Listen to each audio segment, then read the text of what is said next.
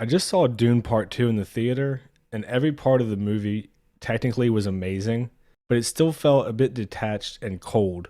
I think for the cinematic aspect, it sets the bar in a lot of ways, but the characters left a lot to be desired. And because of that, I'm not sure how this movie's going to age, story wise, or for rewatchability.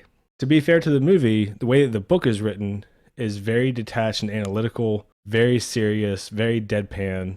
Obviously, it was written 60 years ago, and things were just written differently back then. And that kind of bleeds through in the movie. When you combine that with Denis Villeneuve saying that he doesn't like dialogue and he likes visuals, this movie seems to be the epitome of his attitude.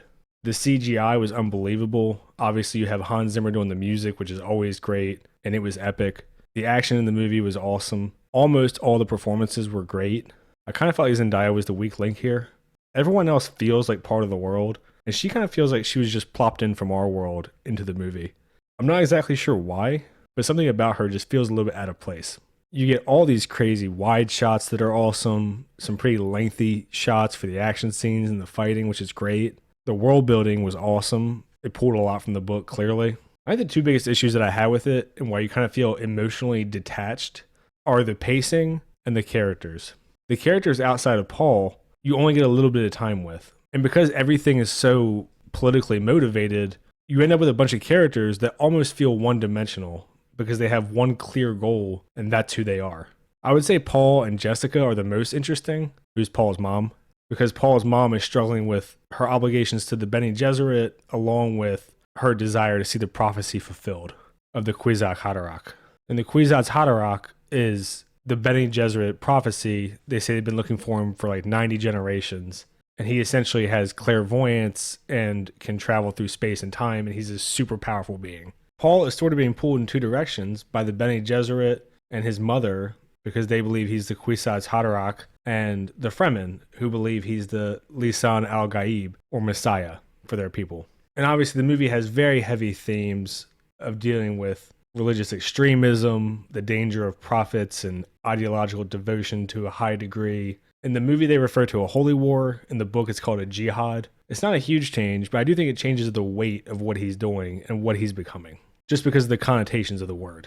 The movie obviously touches on predeterminism as well, because he can see the future and he's trying to avoid it, but he doesn't know if he can. All of the acting was really good. Timothy Chalamet, I have to give props to, because I wasn't sure if he was capable of being what he needed to for part two, because he's a way different person in part two than part one. Rebecca Ferguson's always good. Javier Bardem was really good. Josh Brolin didn't have much time in the movie, but he was good. Austin Butler also didn't have a ton of time, but was really good when he was on screen. The weak links for me for the performances were probably Dave Bautista and Zendaya. Dave Bautista just kind of yells a bunch, and Zendaya, like I said, just kind of feels out of place. The issue, I think, with the pacing and the characters is that you have so many characters that all kind of have their one motivation, and you don't get that much time with them, so they don't feel like there's much else to them. Now, to be fair, the book does have this problem too, but when you do an adaptation, when you take liberties, I think those are the kind of liberties that might be good to take, to give a bit more depth to some characters so that scenes have more weight to them. So what we kind of ended up with was a watered down version of some of the characters, and it ends up to where they all feel kind of flat. So when the climaxes and the payoffs happen, it sort of feels like you're going down a checklist, and you don't get the full satisfaction of the payoffs. Like Fade Routha, who's played by Austin Butler, his dimension is evil. That's kind of it. Javier Bardem's dimension is kind of just religious zealot, and there's not much more to it. The Emperor isn't in it very much, which I think leads to kind of an unsatisfying antagonist. Dave Bautista just yells at people. There's not really much else to him. And this is sort of a problem throughout the movie. And the other problem that I mentioned is pacing. And the pacing thing is frustrating because you have scenes that are probably unnecessary or could have been much shorter. And these are going to be vague spoilers, but they don't really impact the plot, so I don't think it's a huge deal. But a couple of examples. One is when you have these nukes come up as part of the story, and instead of just saying that they have them, showing that they have them, you get like a 10-minute thing where they talk about them, how they're going to use them. They kind of sit in the desert, make a couple of jokes. You go see them.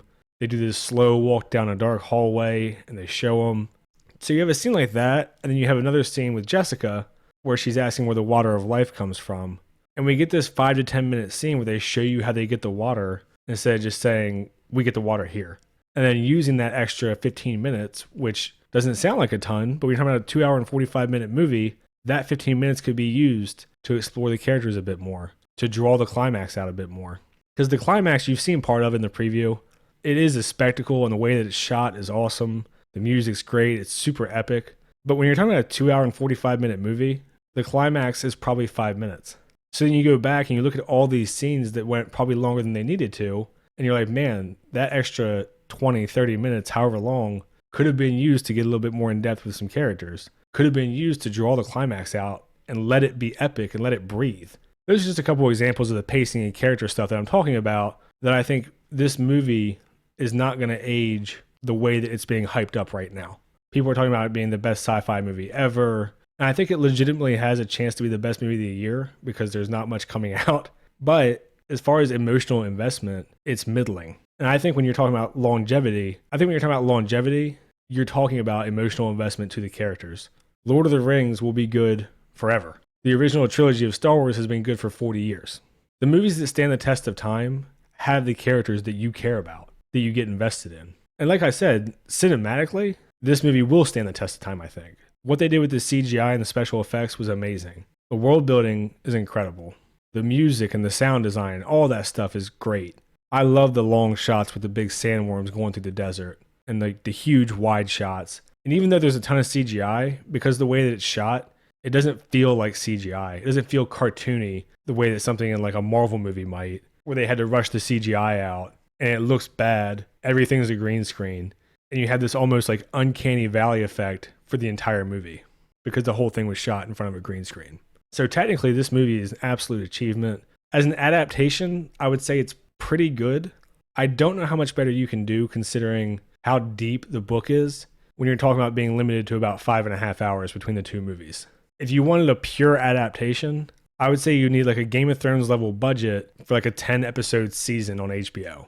And then you could really get into the world building and the lore, explore all the characters, the dynamics between all the characters that aren't just Paul and his mother. But overall, it's definitely worth seeing in theater. I bet the IMAX experience is great. I don't have one near me, unfortunately. Maybe this is a hot take. I think the movie is being overhyped as of now. Being rated the highest movie on IMDb ever, being called the best sci-fi movie possibly ever, and that sort of thing, I think is a bit hyperbolic. But it's still definitely an epic movie, and it's worth seeing in theater. So go check it out. Let me know what you think. Maybe I missed stuff. I only saw it once. If you comment, and it's not just an insult, I'll respond. Like and subscribe and all that shit. Thanks. See ya.